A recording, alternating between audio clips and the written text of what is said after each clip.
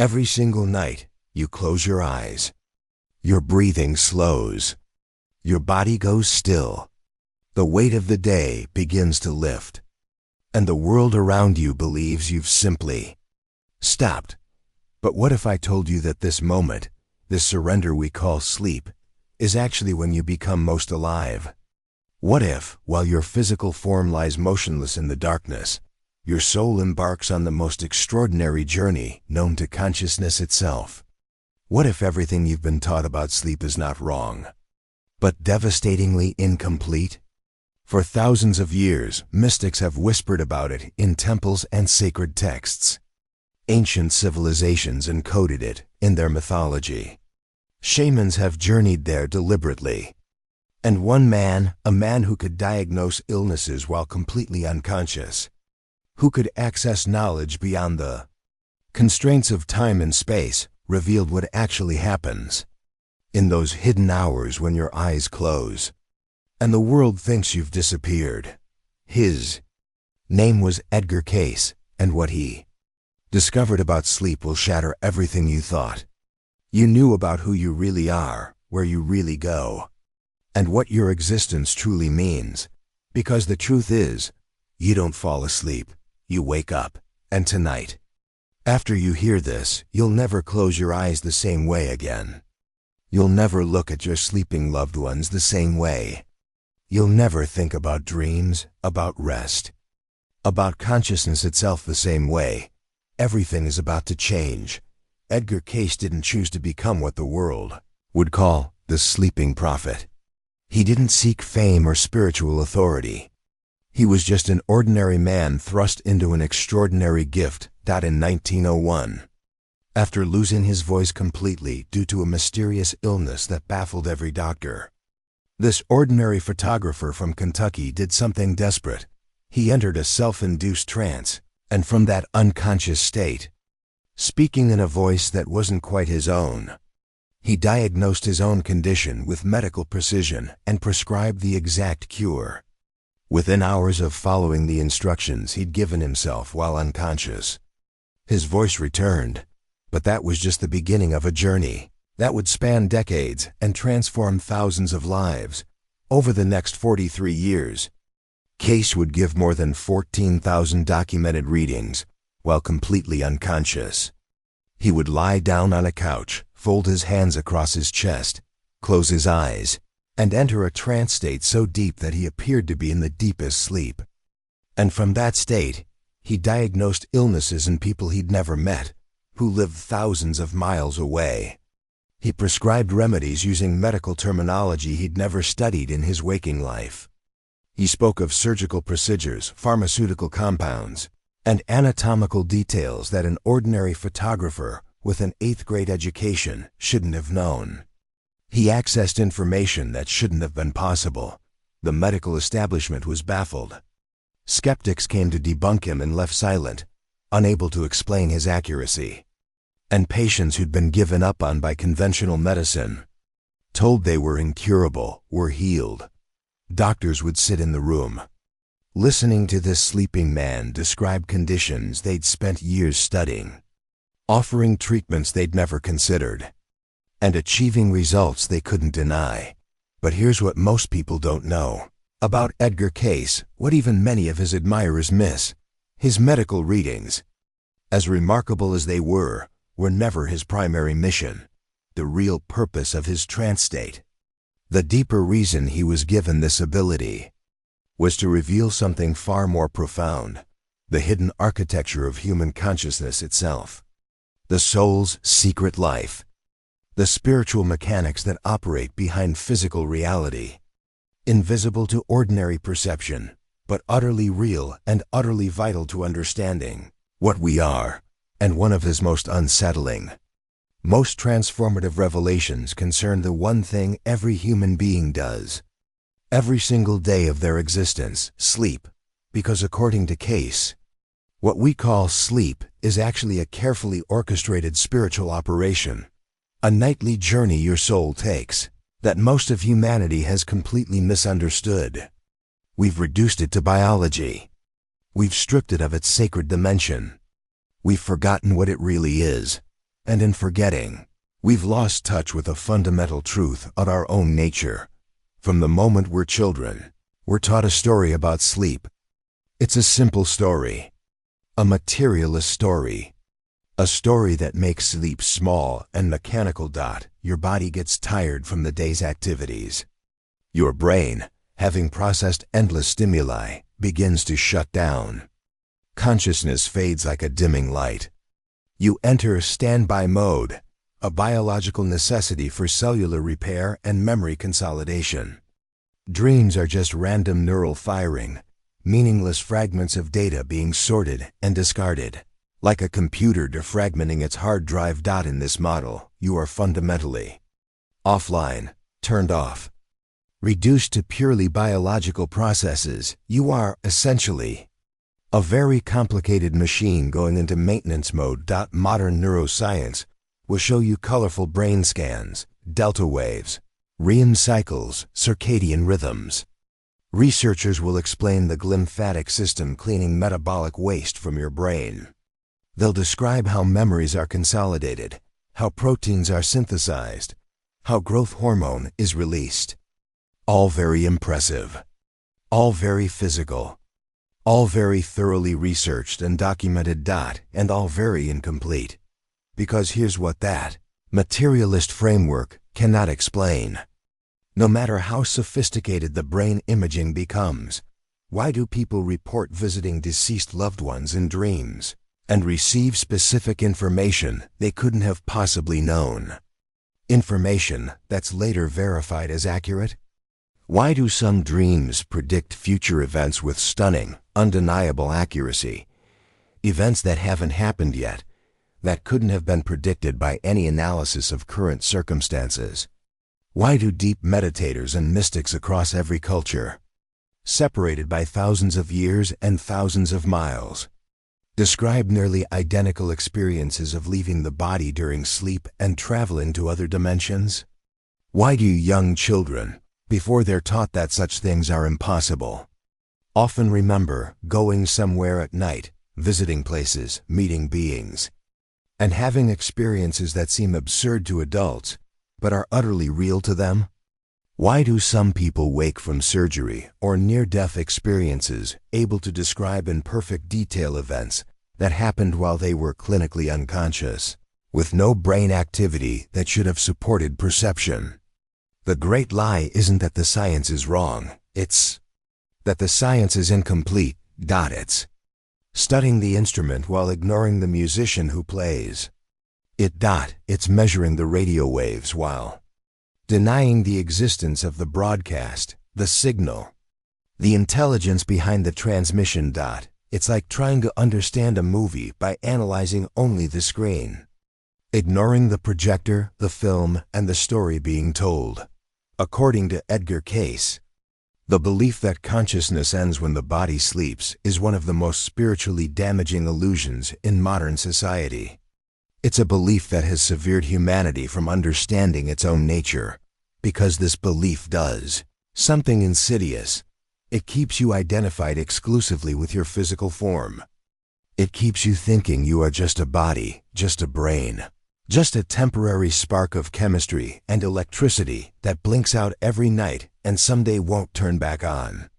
It teaches you that you are mortal, limited, bound entirely by the laws of physical matter. It makes you small when you are vast.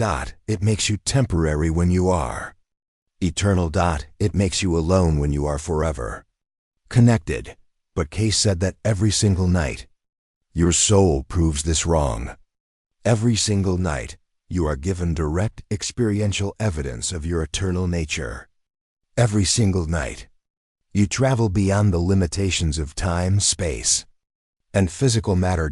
And every morning, you forget. Not by accident, not because your brain is bad at remembering, not because dreams are meaningless, but because you are being protected from knowledge you're not yet ready to carry.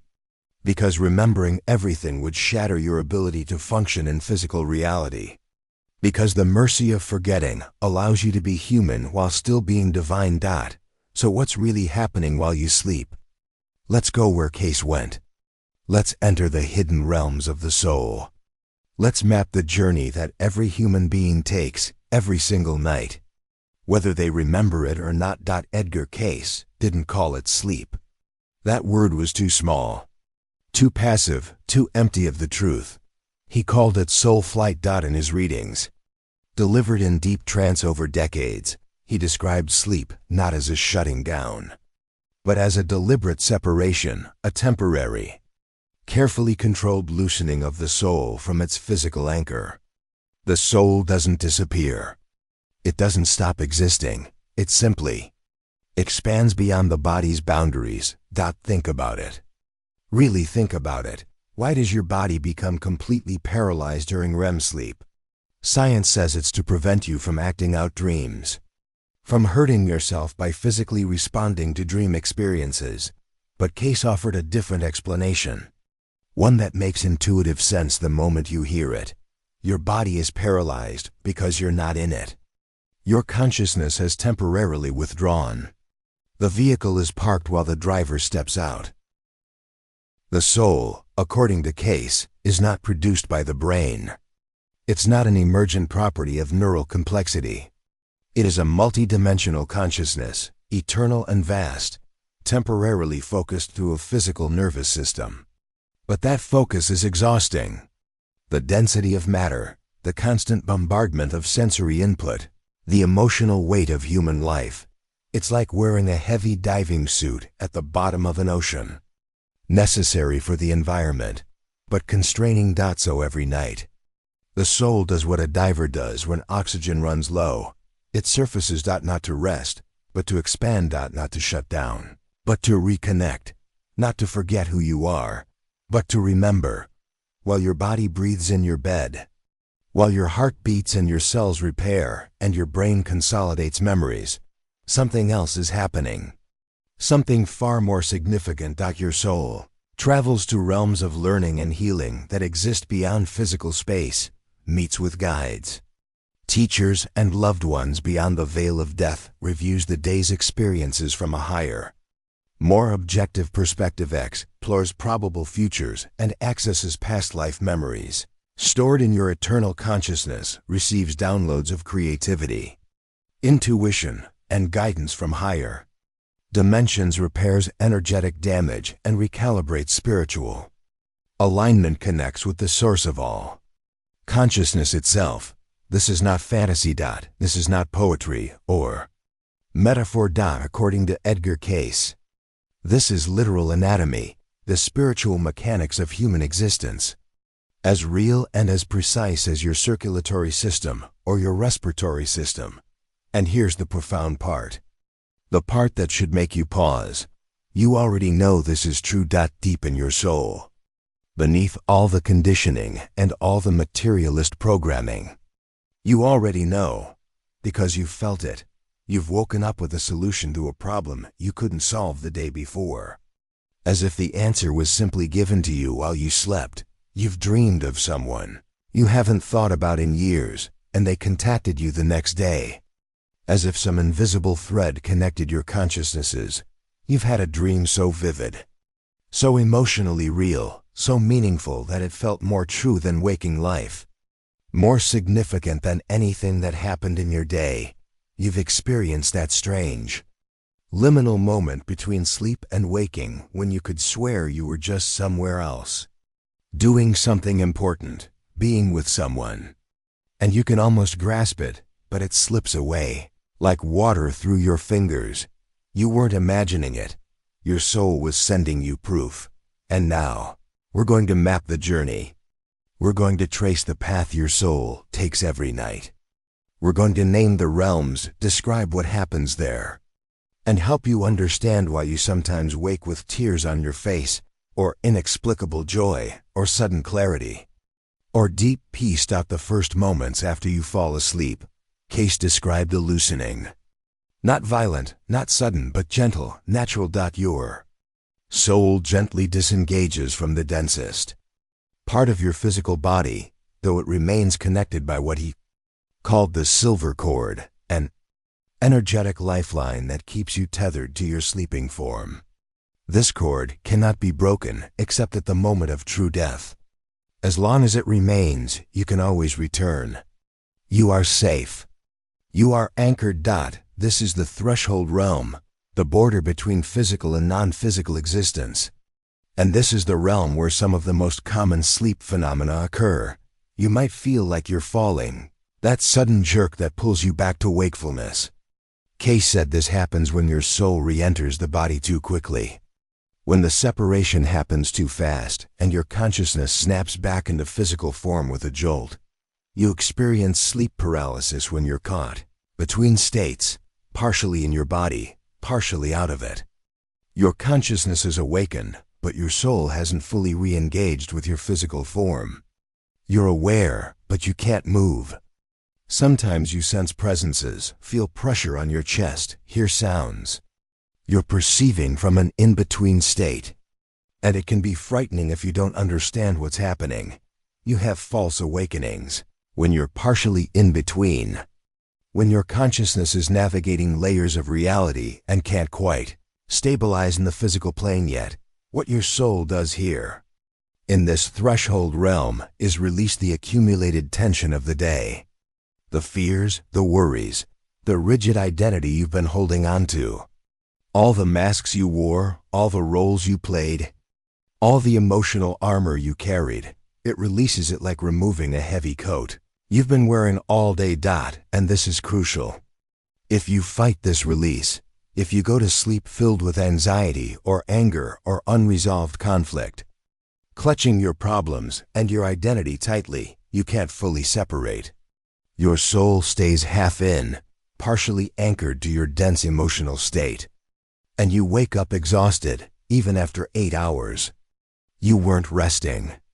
You were wrestling. Your soul couldn't take flight because you wouldn't let go of the weight. This is why spiritual teachers across all traditions have always recommended prayer, meditation, forgiveness, or letting go before sleep. Not as religious ritual, but as practical spiritual hygiene. You're preparing for a journey. You need to travel light, but once you pass through this threshold, once you release and allow the separation, you enter the first true dimension of soul travel. According to Cayce, just beyond the physical plane lies what he called the realm of mental vibrations, a dimension built entirely of thought and memory. Not physical matter, but mental substance. Thoughts have reality here. Memories have form. This is the realm where consciousness itself becomes the environment. This is where your soul reviews every conversation you had today, every choice you made, every emotion you felt, every action you took or didn't take. But not from your limited, ego-based perspective, not from your defensive, justifying human viewpoint, from your soul's perspective, from the perspective of love and growth and learning. It replays moments of the day where you were unkind, unconscious, or misaligned with your higher self, not to punish you, but to learn, to understand, to see the impact of your choices, to recognize patterns that don't serve your evolution. It highlights moments where you acted from love, from courage, from truth, from compassion. Moments where you were aligned with your soul's purpose. Even in small ways. It files experiences into your soul's long-term memory.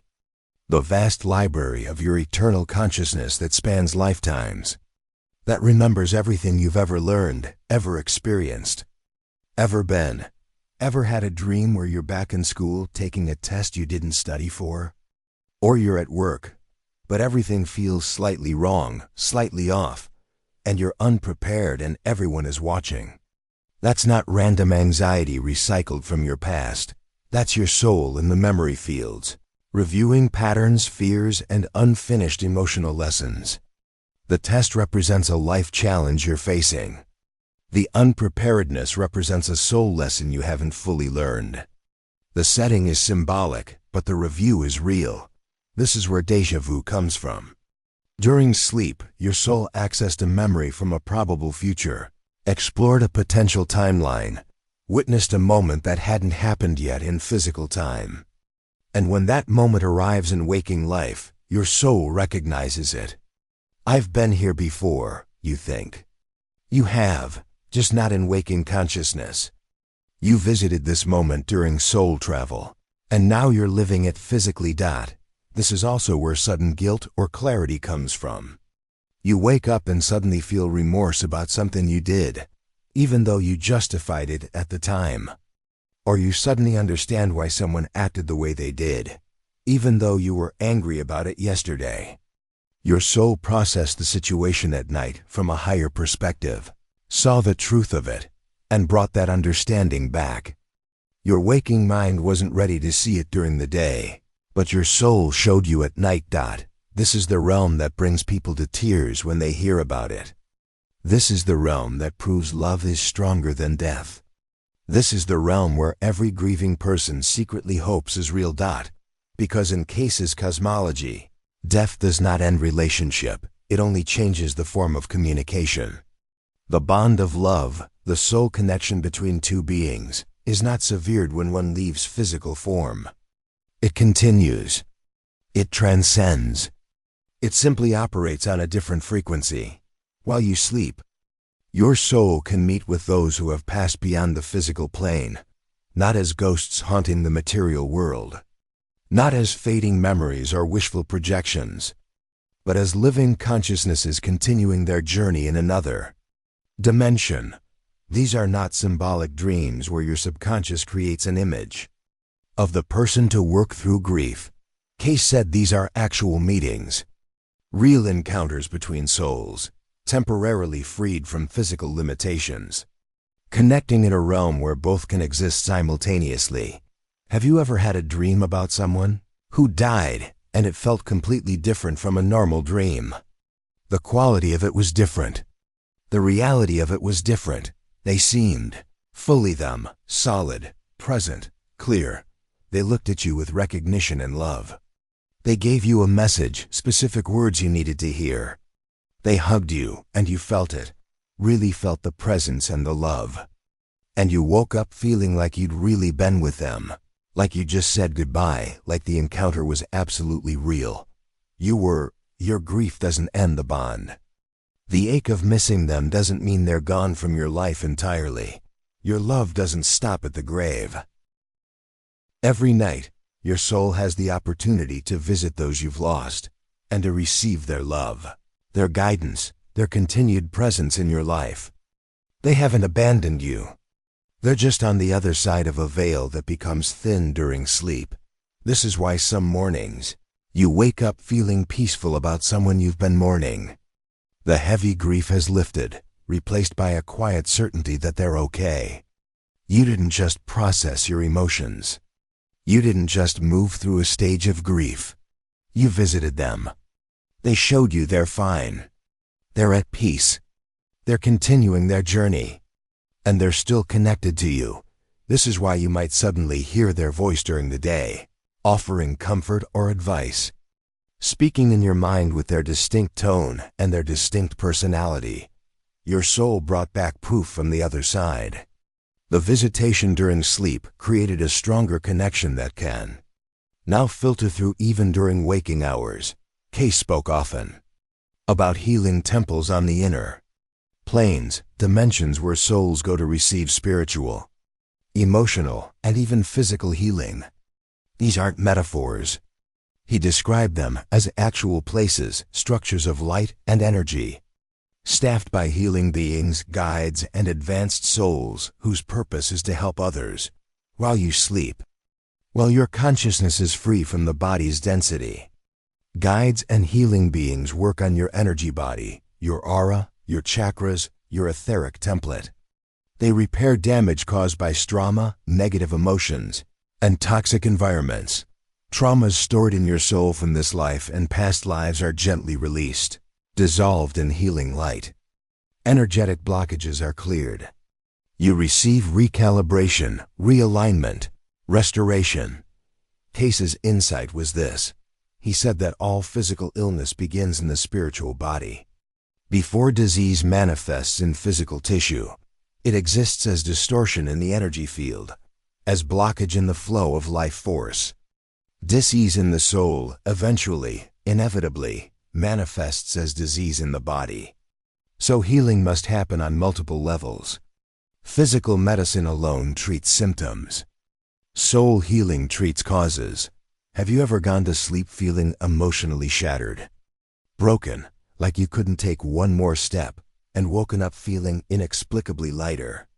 As if something had shifted during the night, even though nothing in your external circumstances changed? That wasn't just time healing wounds.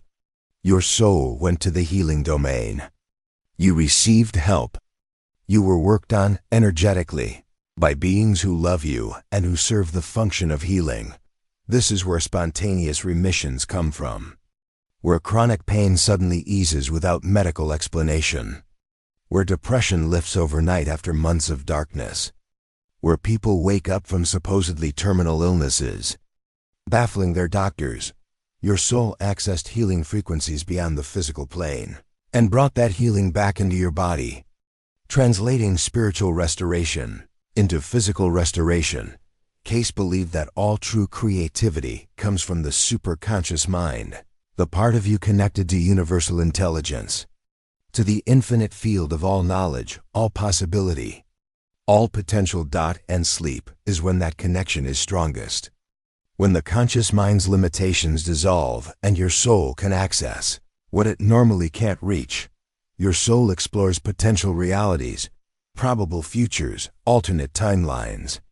It test drives solutions to waking life problems, running scenarios, exploring options, seeing outcomes before they manifest physically. It downloads inspiration, inventions, art, music, and ideas from higher dimensions, concepts that exist in the realm of pure potential, waiting to be brought into physical form through a human vessel. Historical proof. Dmitri Mendeleev saw the complete periodic table of elements in a dream, perfectly arranged. Paul McCartney heard the entire melody of Yesterday in his sleep and woke up frantically trying to write it down before he forgot, convinced he'd stolen it from someone because it was too complete, too perfect. Elias Howe struggled for years to invent the sewing machine until he had a nightmare of being captured by natives whose spears had eye-shaped holes near the tips. He woke up, realized the needle needed the hole near the point, and revolutionized manufacturing. Auguste Kekule discovered the ring structure of benzene after dreaming of a snake biting its own tail, giving birth to modern organic chemistry. These weren't coincidences. These weren't random neural firings creating lucky accidents. These were souls accessing the creative laboratory, the dimension where all ideas exist in potential form, waiting for a consciousness ready to receive them and bring them into the world. You wake up and suddenly know what to do about a problem that stumped you for weeks. You have clarity you didn't have yesterday. A creative block is gone. A decision that seemed impossible is now obvious. The answer arrived fully formed, as if someone whispered it to you while you slept. Someone did. Your higher self. Your soul. A universal intelligence you're always connected to, but rarely access consciously. If you go to sleep with an open question or creative problem, your soul will often work on it overnight, accessing information and insight beyond what your waking mind can reach. Cayce recommended this as a spiritual practice, a practical technique anyone can use. Ask before you sleep and listen when you wake. Pose the question with intention as you fall asleep. Don't demand. Don't force. Just ask sincerely and then let go, trusting the process. And in the morning, before you fully wake, before you reach for your phone or start thinking about your day, lie still and listen. The answer might come as a feeling, an image, a sudden knowing, or words in your mind. This is the most sacred realm Cayce spoke of, the dimension that requires the greatest spiritual readiness to access consciously, the place where your soul meets with its guides, those beings assigned to walk with you through your incarnation and beyond. Some are souls who have lived physical lives and advanced spiritually. Some are angelic beings who have never incarnated. Some are aspects of your own higher self. But all serve the function of guidance, of loving support. of wisdom offered freely. Your soul receives guidance on life direction, on major decisions, on the path ahead. It reviews soul contracts, agreements made before birth about what you came here to learn, what challenges you chose to face, what gifts you came to give. It's reminded of its purpose and mission. The reason this particular life matters, what you're here to accomplish at the soul level. It gains perspective on challenges faced in waking life, seeing them not as random suffering but as chosen opportunities for growth, for soul evolution, for learning lessons that can only be learned through direct experience. Cayce said that no soul walks alone, ever. The universe is not cold or indifferent. You have teachers, mentors, guides of light who have known you for lifetimes, who love you unconditionally, whose only job, whose only desire is to help you evolve, to support your journey, to remind you of what you forgot when you were born into physical density. But here's the key, the essential point. They cannot interfere with your free will. They cannot force you to listen. They cannot make choices for you or prevent you from making mistakes. They can only offer, suggest, whisper, guide, and sleep is when you are most receptive, when your ego is quiet, when your soul can hear clearly without the static of physical consciousness, drowning out the signal.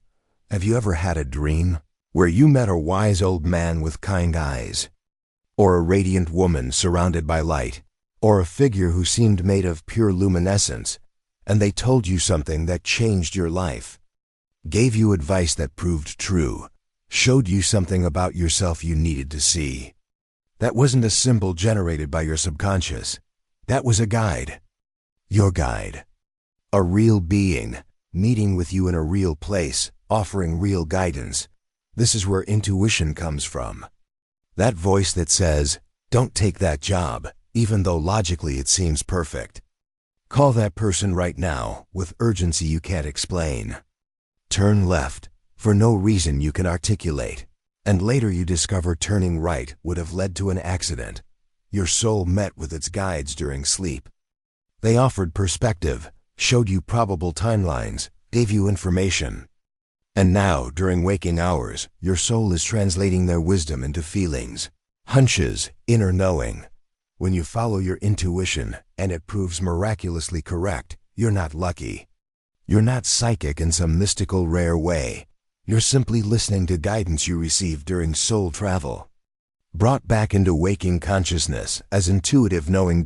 In the deepest phases of sleep, in the most profound state of soul expansion. Cayce said the soul can touch the source itself, the unified field of consciousness from which all souls emerge and to which all souls return. God, the Absolute, the One, pure consciousness. The names vary across traditions, but the reality is the same. Your soul remembers, not facts, not information, not knowledge about things. It remembers what it is. Beyond name, beyond story, beyond personality, identity, history, the character you're playing in this life. Pure awareness, pure love, pure being, the eternal essence beneath all temporary forms. Why do humans rarely remember this experience? Why, if we touch the infinite every night, do we wake up still feeling small and limited? You couldn't pay your bills, go to work, maintain relationships, function in the physical world if you were constantly aware of being infinite consciousness, temporarily wearing a human form. The game of physical life requires forgetting, at least partially, what you really are, but the effects remain, even without memory. The touch of Source leaves traces. You wake up with a deep, inexplicable peace. No reason for it. Nothing changed in your life overnight. But you feel held, safe, profoundly okay despite circumstances that haven't resolved. You feel connected to everything. The trees outside your window, the stranger you pass on the street, the earth beneath your feet. Separation feels false, temporary. Unity feels true. You have moments where you know, not believe. Not hope, but know with absolute certainty that you are eternal, that you are loved beyond measure, that everything, all of it, every joy and every suffering is exactly as it should be, is perfect in ways your human mind can't grasp, but your soul understands completely. This is not philosophy. This is not faith trying to convince itself. This is soul memory. Direct experience of ultimate reality, downloaded during the deepest sleep, filtering through into waking consciousness as unshakable knowing. If you've experienced any of what I just described, even once, even faintly, you know how real it feels. You know it's different from imagination, from wishful thinking, from dreams that are just dreams. And maybe you've been told it was just a dream. Maybe you've doubted yourself, second-guessed your own experience because it doesn't fit the materialist narrative. Maybe you've kept these experiences private, hidden, because you were afraid people would think you were crazy, delusional, imagining things. But Edgar Cayce spent his entire life, gave 14,000 trance readings, dedicated his existence to validating what you already know in your soul. You are not imagining it. That dream where your grandmother who passed away visited you, looked healthy and happy, held your hand and told you she was okay, and that you should stop grieving so hard? Real, she was really there. You really saw her. That was a real meeting. That solution that appeared overnight to a problem that seemed utterly impossible, the answer arriving fully formed as if downloaded into your consciousness. Real, you really accessed the creative laboratory. You really connected with universal intelligence.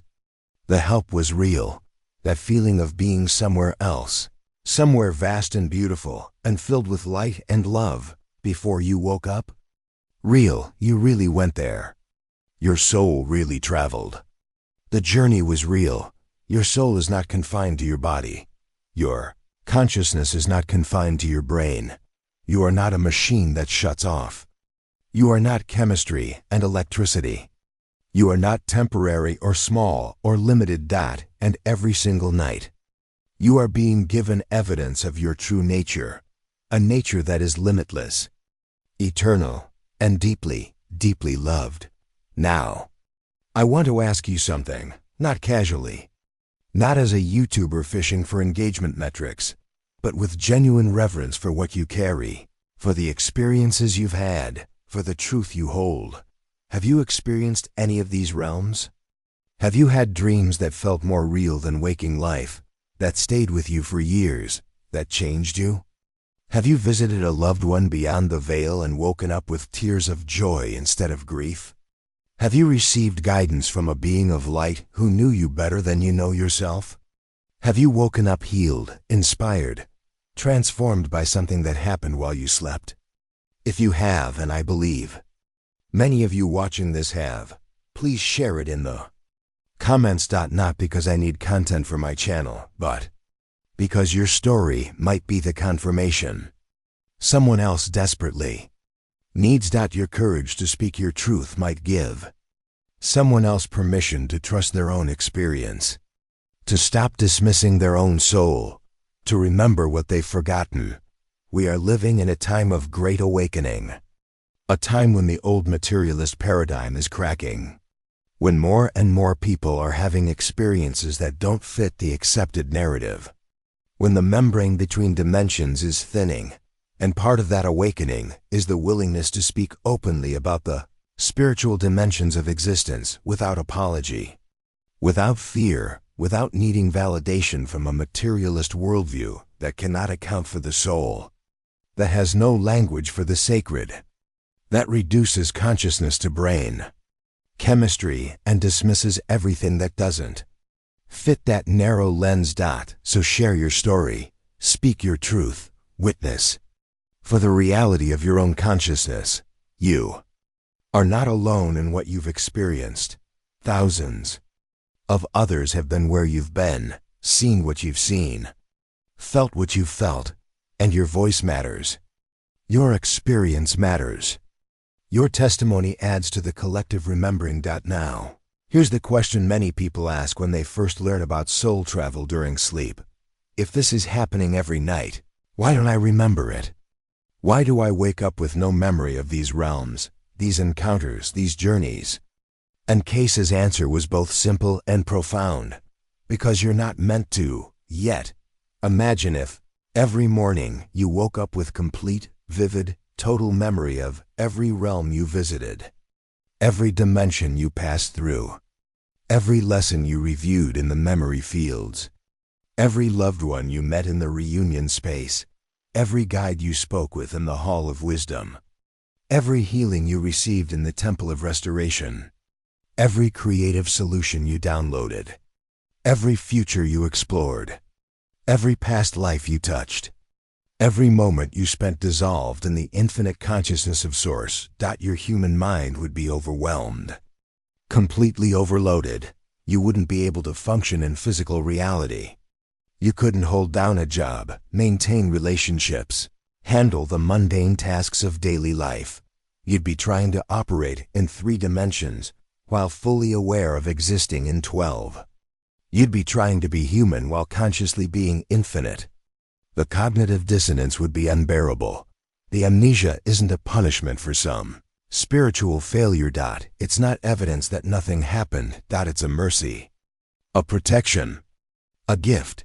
Your soul, in its wisdom, knows exactly how much your waking consciousness can handle, and it filters the experience accordingly, bringing through only what will help rather than overwhelm, only what will guide rather than destabilize. But Cayce also said this, and it's important.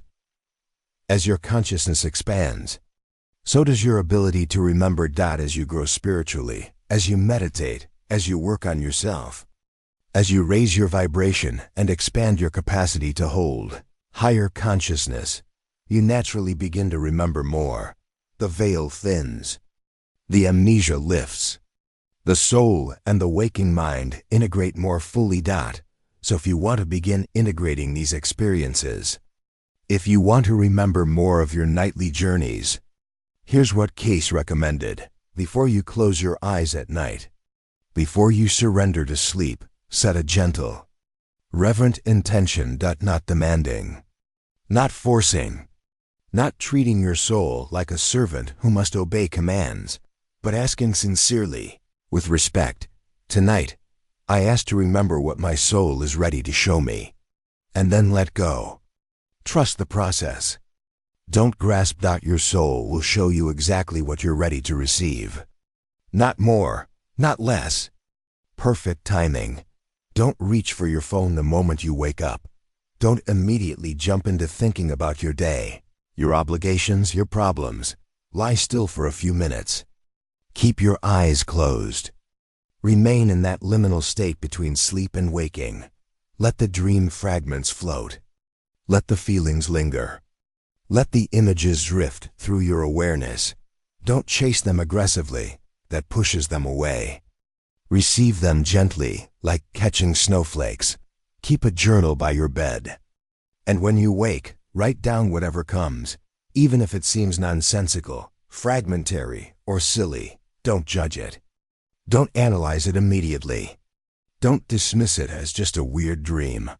The soul speaks in symbols, in feelings, in images, not always in linear narrative. What seems random to your logical mind might be profound communication from your higher self. Write first. Interpret later. Collect the data without filtering it through skepticism, and most importantly, perhaps most difficult for achievement-oriented humans who want results now, trust the timing. Your soul reveals only what your waking mind is ready to carry.